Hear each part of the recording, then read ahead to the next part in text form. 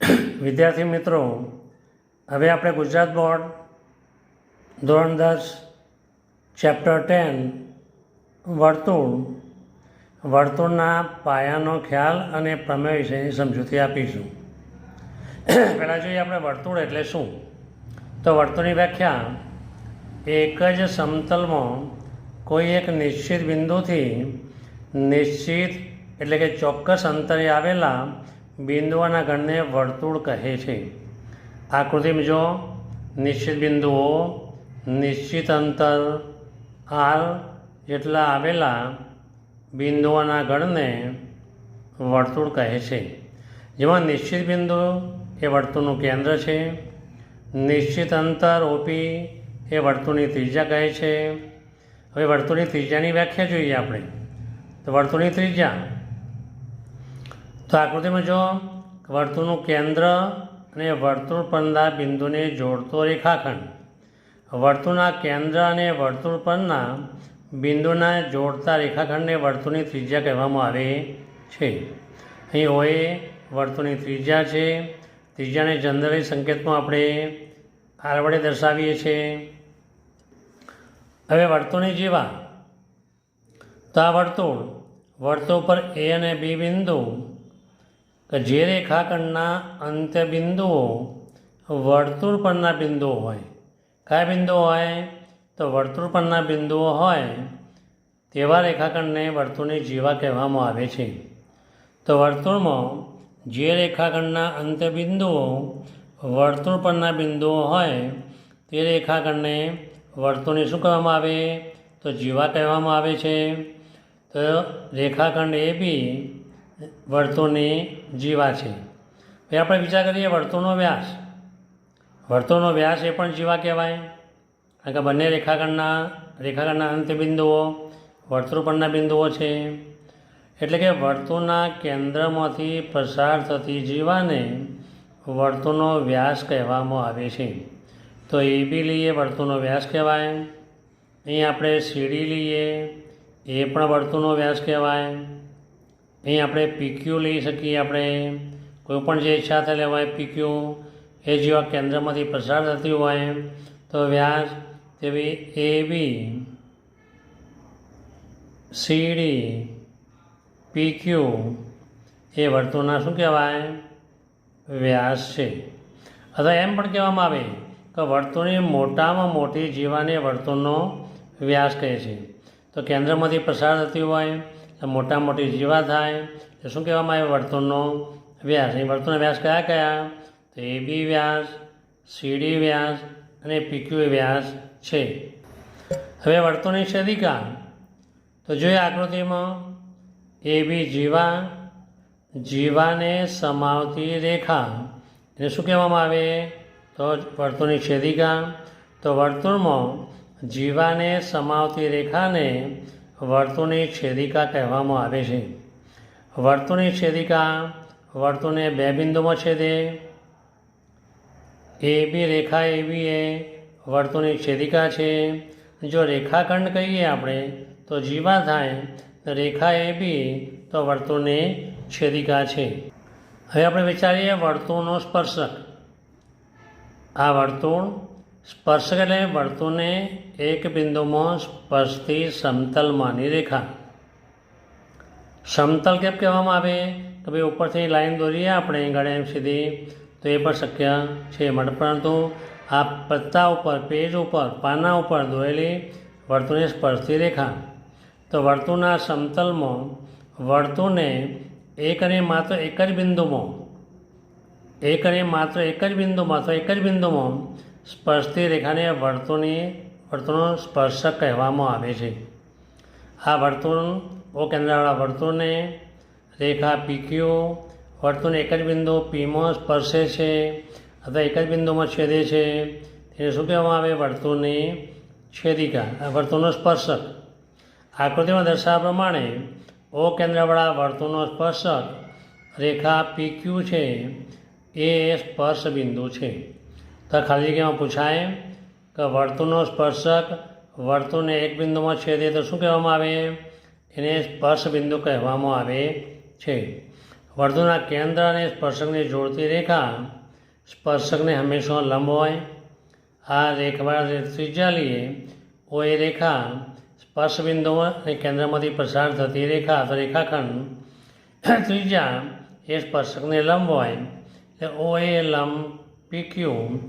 તેથી ખૂણો ઓ એ પી બરાબર 90°, ખૂણો ઓ PQ બરાબર 90° કહી શકાય. વર્તુળની વાત કરીએ આપણે. વર્તુળને એક જ બિંદુ, વર્તુળ અનેક બિંદુનો બનેલો છે, પરંતુ એક જ બિંદુએ એક જ સ્પર્શક દોરી શકાય. એટલે વર્તુળને કુલ કેટલા સ્પર્શકો દોરી શકાય? તો અનંત સ્પર્શકો દોરી શકાય, પરંતુ વર્તુળને એક બિંદુએ ફક્ત એક જ સ્પર્શક દોરી શકાય. તો વર્તુળના કોઈ એક બિંદુએ એક અને માત્ર એક જ સ્પર્શક દોરી શકાય. કેટલા સ્પર્શક દોરી શકાય? તો એક જ સ્પર્શક દોરી શકાય.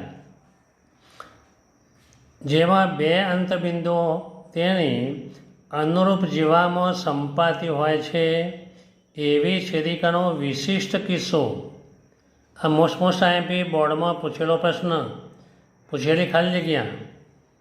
વિશિષ્ટ કિસ્સાને વર્તુળનો સ્પર્શક કહેવામાં આવે છે. જેમાં બે અંતબિંદુઓ તેની અનુરૂપ જીવામાં સંપાતી હોય છે એવી છેદિકા એટલે કે જીવાને સમાવતી રેખા એનો વિશિષ્ટ કિસ્સો એ વર્તુળનો સ્પર્શક કહેવામાં આવે છે. એ મોસ્ટ ઇમ્પોર્ટન્ટ છે, બોર્ડમાં પૂછેલો પ્રશ્ન છે. હવે વર્તુળને ગણ સ્વરૂપમાં લખો. આપણે જેમ પ્રાકૃતિક સંખ્યાઓનો ગણ n લઈએ અને સઘળિયા કૌંસમાં 1 2 3 4 n સુધી લખી શકીએ આપણે.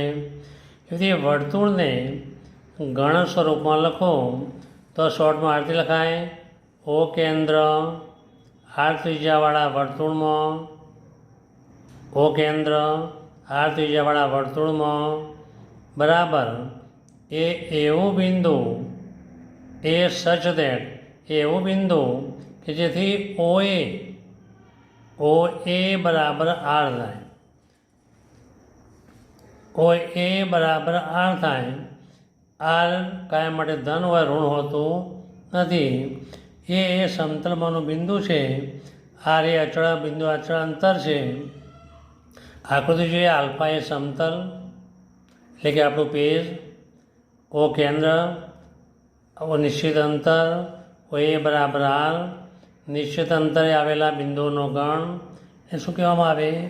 વર્તુળને ગણ સ્વરૂપ કહેવામાં આવે છે. હવે જોઈએ વર્તુળ અને રેખા વચ્ચેનો સંબંધ. ઓ કેન્દ્ર r ત્રિજ્યાવાળા વર્તુળમાં, ઓ કેન્દ્ર r ત્રિજ્યાવાળા વર્તુળમાં, આ પણ ત્રિજ્યા કહેવાય r ત્રિજ્યાવાળા વર્તુળમાં, આ પણ ત્રિજ્યા r કહેવાય r ત્રિજ્યાવાળા વર્તુળમાં. એટલે કે OM આટલો ભાગ ત્રિજ્યા લઈએ. જો L એ આકૃતિમાં દર્શાવ્યા પ્રમાણે રેખા છે. OM લંબ AB, OM લંબ AB M લંબ, અહીં પણ M લંબ દોર્યો, અહીં પણ M લંબ દોર્યો. જો OMની કિંમત ત્રિજ્યા કરતો નાની હોય, આ OM જો આટલી ત્રિજ્યા કરતો નાનું હોય, એનો અર્થ એ થયો કે વર્તુળની છેદિકા બને. તો તે વર્તુળની છેદિકા બને એ વર્તુળને બે બિંદુ A અને Bમાં છેદે છે. જો OM બરાબર ત્રિજ્યા જેટલું અંતર હોય તો વર્તુળનો સ્પર્શક બને. OM બરાબર r તો રેખા L એ વર્તુળનો સ્પર્શક એક અને માત્ર એક જ બિંદુમાં છેદે છે એટલે કે સ્પર્શક છે. OM ત્રિજ્યા કરતો વધુ અંતરે હોય એટલે કે રેખા L એ વર્તુળનો સ્પર્શક પણ નથી, વર્તુળની છેદિકા પણ નથી. ખાલી એક જ સમતલમાં આવેલી વર્તુળને રેખા છે એમ કહી શકાય. એટલે કે એ પણ પ્રશ્ન પૂછાય કે એક જ સમતલમાં રેખા Lને સમાંતર બે રેખાઓ દોરો કે જે એક સ્પર્શક હોય અને બીજી છેદિકા હોય તો આ આકૃતિ એ પ્રશ્ન માટે પણ માન્ય ગણાય. રેખા L એ સમાંતર એક સ્પર્શક દોર્યો, બીજી એક છેદિકા દોરી, એ પણ સમાંતર રેખા થઈ. એમ વર્તુળને બહારના બિંદુમાંથી દોરેલી વર્તુળની સમાંતર રેખા ને એવી બે રેખાઓ દોરો, એક સ્પર્શક બને અને બીજો વર્તુળની છેદિકા બને. એ પણ પ્રશ્ન ઇમ્પોર્ટન્ટ છે. હવે વિદ્યાર્થી મિત્રો, બે વર્તુળની સામાન્ય સ્પર્શકોની સંખ્યા મોસ્ટ ઇમ્પોર્ટન્ટ. આ પ્રશ્ન આમાંથી બોર્ડમાં આવવાના ચાન્સીસ ઘણા વધારે. જો બે સમકેન્દ્રીય વર્તુળો હોય, સમકેન્દ્રીય વર્તુળ કોને કહેવાય? કે જે બે વર્તુળોનું કેન્દ્ર એક જ હોય પરંતુ ત્રિજ્યા ભિન્ન હોય તેવા વર્તુળોને સમકેન્દ્રીય વર્તુળ કહેવામાં આવે છે. ઓ કેન્દ્ર અને R1 તથા R2 ત્રિજ્યાવાળા વર્તુળો સમકેન્દ્રીય વર્તુળો છે. તેની સામાન્ય સ્પર્શક કેટલા મળશે? તો બિલકુલ મળશે નહીં, કે બંનેનો સ્પર્શક હોઈ શક્ય જ નથી. તે સ્પર્શકની સંખ્યા કેટલી મળે? 0 મળે. હવે જો બે વર્તુળો એકબીજાને અંદરથી સ્પર્શે છે તો એક જ સામાન્ય સ્પર્શક દોરી શકાય. સ્પર્શ બિંદુ 1 મળ્યું, એ સામાન્ય સ્પર્શક કેટલા મળે? તો 1 મળે. જોઈએ કે ભાઈ અંદરથી જો સ્પર્શતું હોય તો કેટલા મળે? તો 1 સ્પર્શક મળે. હવે વિદ્યાર્થી મિત્રો, બે ભિન્ન કેન્દ્રવાળા વર્તુળો કે જે એકબીજાને બે બિંદુમાં છેદે, ધારો કે એ બિંદુ અને બી બિંદુ એમ બે બિંદુમાં છેદે તો કેટલા સામાન્ય સ્પર્શકો દોરી શકાય? એટલે કે બંને વર્તુળને સ્પર્શતી કેટલી રેખાઓ દોરી શકાય? તો ફક્ત એક રેખા આ બાજુ દોરી શકાય, બીજી આ બાજુ દોરી શકાય, બીજી કોઈ રેખા શક્ય જ નથી. તેથી બે ભિન્ન વર્તુળો એકબીજાને એ અને બીમાં છેદે તો સામાન્ય સ્પર્શકોની સંખ્યા કેટલી મળી? તો 2 મળી. જો બે વર્તુળો એકબીજાને બહારથી સ્પર્શે છે, આ સ્પર્શ બિંદુ 1 થઈ ગયું, એ બિંદુ લઈએ તો 3 સ્પર્શકો દોરી શકાય. એક આ સ્પર્શક દોરી શકાય, એક આ પણ સ્પર્શક દોરી શકાય અને આ પણ સ્પર્શક છે. એટલે 1, 2 અને 3 સ્પર્શકો સામાન્ય સ્પર્શકો બને. તો સામાન્ય સ્પર્શકોની સંખ્યા કેટલી થઈ ગઈ? તો 3 થઈ ગઈ. આમ બે વર્તુળો એકબીજાને બહારથી સ્પર્શતા હોય એટલે કે PQ બરાબર R1 પ્લસ R2 થતું હોય તો બે વર્તુળો એકબીજાને બહારથી સ્પર્શે તેની શરત છે. વર્તુળો બહારની સ્પર્શે તેની શરત છે. હવે બે વર્તુળો જોઈએ આપણે, એકબીજાને છેદતા પણ નથી, એકબીજાને સ્પર્શતા પણ નથી. એટલે કે બે ભિન્ન કેન્દ્રવાળા વર્તુળો એકબીજાને સ્પર્શતા કે છેદતા નથી, જે આકૃતિમાં બતાવ્યા છે. તો કેટલા સ્પર્શકો દોરી શકાય? 1 સ્પર્શક, 2 સ્પર્શક, 3 સ્પર્શક અને 4 સ્પર્શક. અને જો સિમ્પલ પાર્ટમાં વાત કરીએ આપણે તો PQ વચ્ચેનું અંતર એ બે ત્રિજ્યાના સરવાળા કરતાં મોટું હોય તો એ વર્તુળ એકબીજાને છેદતા નથી કે સ્પર્શતા નથી. એ સ્પર્શકોની સંખ્યા કેટલી મળે? તો 4 મળે. હવે એક આપણે દાખલો જોઈએ આપણે કે બે સમકેન્દ્રીય વર્તુળો જેની ત્રિજ્યા R1, મોટાની ત્રિજ્યા R2, તો O કેન્દ્ર R1 તથા R2 ત્રિજ્યાવાળા બે સમકેન્દ્રીય વર્તુળો છે. મોટા વર્તુળની જીવા AB નાના વર્તુળને M બિંદુએ સ્પર્શે છે. એટલે પ્રમેય એક અનુસાર OM લંબ AB, OM લંબ AB, તો M એ કેન્દ્રમાંથી જીવા પર દોરેલો લંબ જીવાને બે સમાન ભાગમાં વિભાજન કરે એટલે કે AB બરાબર 2AM લખી શકાય. હવે ત્રિકોણ AMOમાં ખૂણો M કેટલો થઈ ગયો? 90 થઈ ગયો. તો પાયથાગોરસના પ્રમેય મુજબ કર્ણનો વર્ગ એ બાકીની બે બાજુઓના વર્ગના સરવાળા બરાબર થાય છે. OA² બરાબર AM² વત્તા OM², R² બરાબર R2² બરાબર R2² બરાબર AM² વત્તા R1². તેથી AM² બરાબર R2² માઇનસ R1². તેથી AM બરાબર તો R2² માઇનસ R1² નું વર્ગમૂળ. તેથી એ બી બરાબર 2m, તો એ બી બરાબર તો r2 square minus r1 square એનું વર્ગમૂળ. તેથી જીવાની લંબાઈ એ બી બરાબર 2 વર્ગમૂળમાં મોટા વર્ગની ત્રિજ્યાનો વર્ગ માઇનસ નાના વર્તુળની ત્રિજ્યાનો વર્ગ, એટલે કે એ બી બરાબર 2 વર્ગમૂળમાં r2 square minus r1 square લખી શકાય. હવે વિદ્યાર્થી મિત્રો, આપણે પ્રમેય મોસ્ટ ઇમ્પોર્ટન્ટ ટેક્સ્ટબુકમાં પ્રમેય નંબર 10.1 ની વાત કરીએ આપણે, તો વર્તુળના કોઈ એક બિંદુએ દોરેલ સ્પર્શકમાંથી પસાર થતી રેખાને લંબ હોય છે. પક્ષ ઓ કેન્દ્રવાળા એક વર્તુળને વર્તુળના બિંદુ પીમાંથી એક સ્પર્શક XY દોરેલ છે. એ સાથે લઈએ તો OP લંબ XY. તો જોઈએ આકૃતિમાં કે ભાઈ XY સ્પર્શક, OP લંબ XY આપણે સાબિત કરવાનું છે. હવે આપણે સાબિતી ચાલુ કરીશું કે ભાઈ આકૃતિમાં બતાવ્યા મુજબ XY સ્પર્શક પર P સિવાયનું બિંદુ Q લો. XY સ્પર્શક પર P એ સ્પર્શ બિંદુ સિવાયનું કોઈ બિંદુ Q લો. OP OQ જોડો, OP ત્રિજ્યા થશે. જો Q વર્તુળની અંદર હોય, સપોઝ ધારો કે Q વર્તુળની અંદર હોય, તો એ રેખા XY કયો થાત?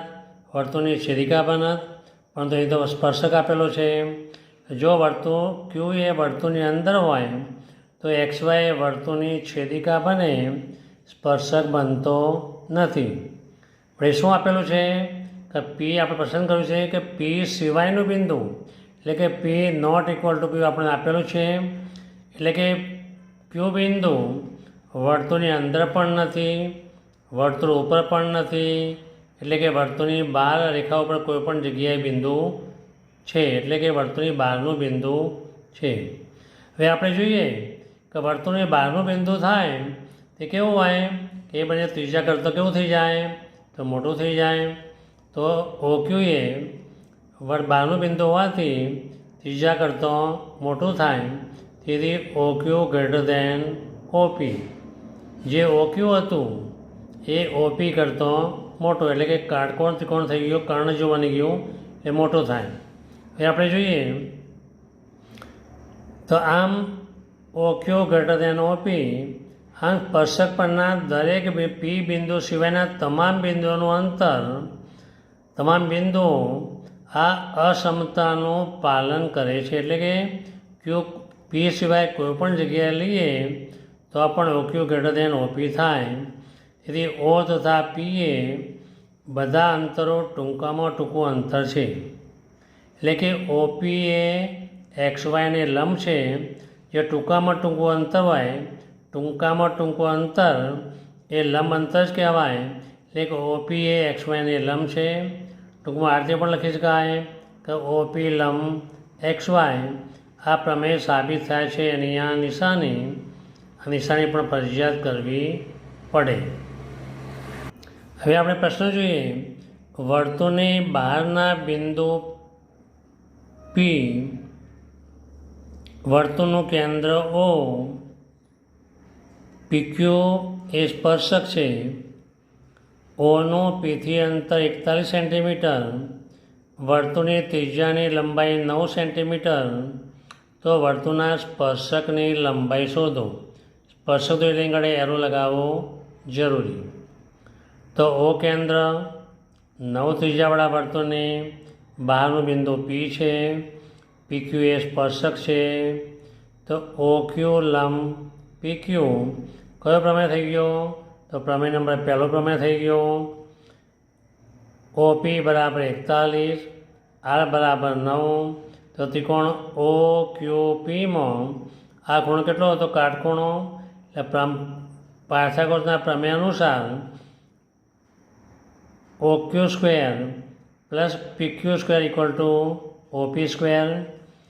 OQ સ્ક્વેર તો 9નો વર્ગ પ્લસ PQ સ્ક્વેર બરાબર 41નો વર્ગ, તેથી PQ સ્ક્વેર બરાબર 41નો વર્ગ માઇનસ 9નો વર્ગ, PQ સ્ક્વેર બરાબર 41 ગુણ્યા 41 એટલે 1681, 9નો વર્ગ 81, 1681માંથી 81 બાદ થયા, PQ સ્ક્વેર બરાબર 1600, PQ બરાબર વર્ગમૂળ કરીએ તો 40 થાય, 40 ગુણ્યા 40 એટલે 1600, એટલે કે સ્પર્શકની લંબાઈ PQ બરાબર 40 સેન્ટીમીટર થાય. આ દાખલો મોસ્ટ ઇમ્પોર્ટન્ટ. આ ટાઈપનો દાખલો બોર્ડમાં પૂછાવાની શક્યતા વધુ છે. હવે વિદ્યાર્થી મિત્રો, આપણે ટૂંકા પ્રશ્નો માટે યાદ રાખો કે જે ટૂંકા પ્રશ્નો અથવા ખાલી જગ્યામાં પૂછી શકાય. વર્તુળની અંદર આવેલા બિંદુઓમાંથી વર્તુળને કોઈ પણ સ્પર્શક મળતો નથી, એટલે ન મળે. વર્તુળ પરના બિંદુએ વર્તુળનો એક અને માત્ર એક જ સ્પર્શક મળે છે. વર્તુળને દોરેલા સ્પર્શ બિંદુએ ત્રિજ્યાને કેવા હોય તો લંબ હોય છે. વર્તુળની બહારના બિંદુમાંથી વર્તુળને બે સ્પર્શક દોરી શકાય. ધારો કે આ વર્તુળ લીધું, આ કેન્દ્ર, આ બહારનું બિંદુ P લઈએ, એક સ્પર્શક અને બીજો સ્પર્શક, એમ બે સ્પર્શક દોરી શકાય. એ બંનેની લંબાઈ PQ બરાબર PR. આ બધી લંબાઈ કેવી થાય? સરખી થાય. વર્તુળની બહારનું બિંદુ થી કેન્દ્રનું અંતર, વર્તુળના બહારના બિંદુથી કેન્દ્રનું અંતર સ્પર્શકની લંબાઈ અને સ્પર્શ બિંદુએ દોરેલી ત્રિજ્યાએ કાટકોણ બનાવે છે. એટલે કે આ વર્તુળ લઈએ, વર્તુળનું બહારનું બિંદુ અને કેન્દ્રનું અંતર એટલે કે OP, સ્પર્શક OQ અને ત્રિજ્યા, એ ત્રણ કાટકોણ ત્રિકોણ બનાવે છે. અહીં OQP બરાબર આ 90 થાય, એટલે કે કાટકોણ ત્રિકોણ થયું. સ્પર્શકના બહારના બિંદુ P અને વર્તુળ સાથેના સ્પર્શકને જોડતા રેખાખંડની લંબાઈને P થી વર્તુળના સ્પર્શક પરની લંબાઈ કહેવામાં આવે છે. તો આપણે વર્તુળ જોઈએ, બહારનું બિંદુ P લઈએ, આપણે સ્પર્શક દોરીએ. અહીં ધારો કે Q બિંદુ લઈએ, તો PQને શું કહેવાય? સ્પર્શકની લંબાઈ. શું કહેવામાં આવે? સ્પર્શકની લંબાઈ. આ સ્પર્શ બિંદુ આ કેન્દ્ર Oને લંબ થાય, આ કાટકોણ થાય, આ થઈ જાય કાટકોણ ત્રિકોણ થાય. હવે વિદ્યાર્થી મિત્રો, આપણે જોઈએ મોસ્ટ ઇમ્પોર્ટન્ટ પ્રમેય 10.2. આ ચેપ્ટરમાં 2 પ્રમેય છે. 10.1 પણ ઇમ્પોર્ટન્ટ, 10.2 પણ ઇમ્પોર્ટન્ટ. વર્તુળની બહારના બિંદુમાંથી વર્તુળને દોરેલો સ્પર્શકની લંબાઈ સમાન હોય છે. તો આ આકૃતિ જોઈએ. O કેન્દ્રવાળા વર્તુળમાં P એ બહારનું બિંદુ, Pમાંથી બે સ્પર્શક દોર્યા, એક PR સ્પર્શક, બીજો PQ સ્પર્શક. R અને Q સ્પર્શ બિંદુ, OP જોડો. એમ આપણે સાબિત શું કરવાનું છે? આપણે કે બે સ્પર્શકોની લંબાઈ એટલે કે PQ બરાબર PR સાબિત કરવાનું છે. તો પક્ષ લીધો. O કેન્દ્રવાળા વર્તુળની બહારનું બિંદુ P ને બહારના બિંદુ Pમાંથી વર્તુળને સ્પર્શકો કયા દોર્યા? તો PQ અને PR છે. તો સાથેમાં શું આવશે? PQ બરાબર PR. તો આપણે સાબિત કરવાનું છે કે બંને વર્તુળની લંબાઈ કેવી છે? સમાન, એટલે કે PQ બરાબર PR. હવે વિદ્યાર્થી મિત્રો, આપણે સાબિતી સ્ટાર્ટ કરીએ. આપણે કે ભાઈ ઉપરની આકૃતિ આપણે જોઈ હતી. તો આકૃતિમાં શું હતું? કે O કેન્દ્ર હતું, P બહારનું બિંદુ હતું, બે સ્પર્શકો દોરેલા હતા. આપણે સામાન્ય વિચારીએ, આપણે કે ભાઈ બંને વર્તુળો વિચારીએ આપણે, તો બંને સ્પર્શકો જોઈએ તો બે કાટકોણ ત્રિકોણ બની ગયા. તો આ કાટકોણો, આ પણ કાટકોણો, આ બંને ત્રિજ્યાઓ એક જ વર્તુળની ત્રિજ્યા કેવી હતી? સમાન હતી. આ બંને કાટકોણ ત્રિકોણોમાં કેટલું હતું? તો સામાન્ય હતું. તો હવે સાબિતી સ્ટાર્ટ કરીએ. O કેન્દ્રવાળા વર્તુળની બહારનું બિંદુ P છે. PQ તથા PR શું છે? સ્પર્શકો. હવે OP, OQ, OR જોડ. ઓપી ઓક્યુ લંબ પીક્યુ કયો પ્રમાણે 10.1. ઓઆર લંબ પીઆર કયો પ્રમાણે 10.1. એટલે કે ખૂણો ઓ ક્યુ પી અથવા પી ક્યુ ઓ બરાબર ખૂણો પી આર ઓ અથવા ઓ આર ઓ બરાબર 90° થાય. કયો પ્રમેય અનુસાર? તો પ્રમેય 10.1 અનુસાર આ બંને કાટખૂણા થાય. વિચારીએ આપણે કે બંને ત્રિકોણનો સમરૂપ બનાવી દઈએ, એકરૂપ બનાવી દઈએ આપણે.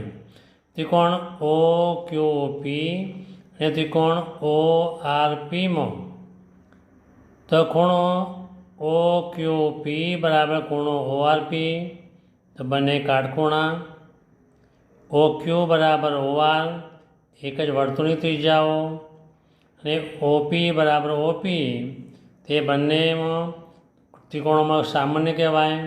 એટલે કે ખૂણો ક્યુ બરાબર ખૂણો આર, ઓપી બરાબર ઓપી, ઓ ક્યુ બરાબર ઓ આર. તેથી કાટખૂણો કર્ણ અને બાજુ એટલે કે કા ક બા શબ્દ વાપરીએ આપણે. કાટખૂણો કર્ણ અને બાજુ પ્રમેય અનુસાર આ બંને ત્રિકોણો કયા ત્રિકોણો? ત્રિકોણ ઓ ક્યુ પી એકરૂપની સાઇન, આનું સાઇન કઈ છે? એકરૂપની સાઇન. ત્રિકોણ ઓ ક્યુ પી એકરૂપ ત્રિકોણ ઓ આર પી, એ બંને ત્રિકોણ કેવા થઈ ગયા? સરખા થઈ ગયા. તેથી જે બાજુ હતી પી ક્યુ બરાબર પી આર, આ પ્રમેય સાબિત થઈ જાય છે એની નિશાની કરી. હવે વિદ્યાર્થી મિત્રો આપણે વાત કરીએ સ્વાધ્યાય 10.1. પહેલો પ્રશ્ન, વર્તુળને કેટલા સ્પર્શકો હોય? આ વર્તુળ દોર્યું, આપણે કેટલા સ્પર્શકો દોરીએ? તો આગળ આપણે જોયું એમ આગળ એક બિંદુ તો એક સ્પર્શક, તો વર્તુળ તો અનંત બિંદુઓનો બનેલો છે. એટલે કે કેટલા બિંદુ સ્પર્શકો દોરી શકાય? તો અનંત સ્પર્શક દોરી શકાય. કારણ શું હતું? કે વર્તુળે નિશ્ચિત બિંદુથી ચોક્કસ અંતરે આવેલા બિંદુઓનો ગણ એટલે કે અનંત બિંદુઓનું બનેલું છે. એક બિંદુએ ફક્ત એક જ સ્પર્શક દોરી શકાય. આમ અનંત બિંદુઓ હોવાથી વર્તુળના સ્પર્શકની સંખ્યા પણ કેટલી થાય? અનંત હોય. કેટલી હોય? અનંત હોય. એ પ્રશ્ન નંબર 2, ખાલી જગ્યા પૂરો. તો સ્પર્શક વર્તુળને કેટલા બિંદુમાં છેદે? તો સ્પર્શક વર્તુળને એક અને માત્ર એક જ બિંદુમાં છેદે. એક જ બિંદુમાં છેદે. વર્તુળને બે બિંદુમાં છેદતી રેખાને શું કહેવામાં આવે? તો વર્તુળને બે બિંદુમાં છેદતી રેખાને શું કહેવામાં આવે? તો વર્તુળની છેદિકા કહેવામાં આવે.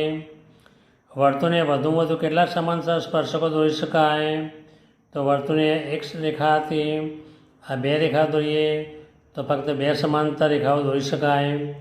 વર્તુળ અને સ્પર્શકના સામાન્ય બિંદુને શું કહેવામાં આવે છે? તો આ વર્તુળ લઈએ, આ સ્પર્શક લીધું, આ સામાન્ય બિંદુ હતું, એને શું કહેવાય? સ્પર્શ બિંદુ કહેવામાં આવે છે. તો ચાર ખાલી કે ઇમ્પોર્ટન્ટ. તો સ્પર્શક વર્તુળને એક અને માત્ર એક જ બિંદુમાં છેદે. વર્તુળને બે બિંદુમાં છેદતી રેખાની વર્તુળની છેદિકા કહેવામાં આવે. વધુમાં વધુ કેટલા સમાંતર દોરી શકાય? સમાંતર સ્પર્શકો. તો એક સમાંતર સ્પર્શકને એક જ દોરી એટલે બે સમાંતર દોરી શકાય. વર્તુળ અને સ્પર્શકના સામાન્ય બિંદુને શું કહેવામાં આવે? તો સ્પર્શ બિંદુ કહેવામાં આવે. હવે વિદ્યાર્થી મિત્રો પ્રશ્ન નંબર 3 મોસ્ટ ઇમ્પોર્ટન્ટ. 5 સેન્ટીમીટર ત્રિજ્યાવાળા વર્તુળના કોઈ બિંદુ પી આગળ દોરેલ એક સ્પર્શક પીક્યુ કેન્દ્ર ઓમાંથી પસાર થતી રેખાને ક્યુ બિંદુએ છેદે છે. ઓ ક્યુ બરાબર 12, તો પીક્યુની લંબાઈ શોધો. નીચે ઓપ્શન આપેલા છે, તો જવાબ મળશે ડી વર્ગમૂળમાં 119 સેન્ટીમીટર. વિચારીએ આકૃતિ રકમ ઉપરથી કે વર્તુળની બહારનું બિંદુ ક્યુમાંથી આપણે સ્પર્શક દોર્યો પીક્યુ. ઓ કેન્દ્રથી બહારના બિંદુ વચ્ચેનું અંતર 12 સેન્ટીમીટર. વર્તુળની ત્રિજ્યા 5 સેન્ટીમીટર. ત્રિજ્યા એ કાયમ માટે વર્તુળને લંબ હોય. તો ઓ કેન્દ્રવાળા વર્તુળની ત્રિજ્યા બરાબર 5 એટલે કે આર બરાબર 5. બારના બિંદુનું અંતર તો OQ બરાબર 12 સેન્ટીમીટર. OP લંબ સ્પર્શક PQ એટલે ખૂણો OPQ એ કાટકોણ થાય. તો ત્રિકોણ OPQમાં ખૂણો P બરાબર 90. હવે પાયથાગોરસનો નિયમ OP square plus PQ square બરાબર OQ સ્ક્વેર. તો OP સ્ક્વેરની કિંમત 5નો સ્ક્વેર, PQ સ્ક્વેર આપણે શોધવાનું છે બરાબર 12નો સ્ક્વેર, કે જે OPની કિંમત એટલે કે ત્રિજ્યાની કિંમત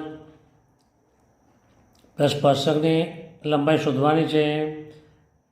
કેન્દ્ર અને બહારના બિંદુ વચ્ચેનું અંતર બહાર આપેલું છે એટલે 12નો વર્ગ 144. તો PQ સ્ક્વેર બરાબર 12નો વર્ગ ઓછા 5નો વર્ગ.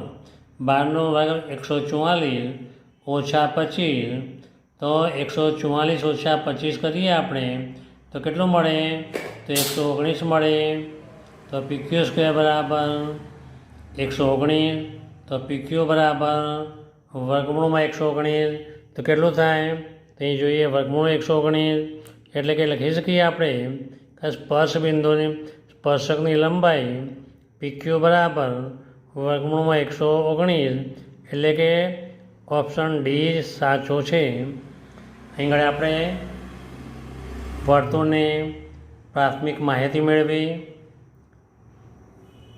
પ્રમેય 10.1 10.2 પણ બંને શીખ્યા અને સ્વાધ્યાય 10.1 પણ અહીં પૂર્ણ કર્યો. વિદ્યાર્થી મિત્રો, આ ઇમ્પોર્ટન્ટ પ્રમેય છે બંને. બેમાંથી એક પ્રમેય આવવાના ચાન્સીસ વધારે છે. જે આગળ માહિતી મેં આપી જો સંપૂર્ણ તમે વ્યવસ્થિત સમજશો તો આ ચેપ્ટરમાંથી એક પણ માર્ક્સ જવાના ચાન્સીસ નથી. એ છેલ્લો દાખલો છે તો પ્રશ્ન નંબર 3 એ ખાલી જગ્યા એ મોસ્ટ ઇમ્પોર્ટન્ટ છે. વિદ્યાર્થી મિત્રો, વિડીયો સારો લાગ્યો હોય તો સબસ્ક્રાઈબ કરજો, લાઈક કરજો, આપણા મિત્રોને શેર કરજો. Thank you very much.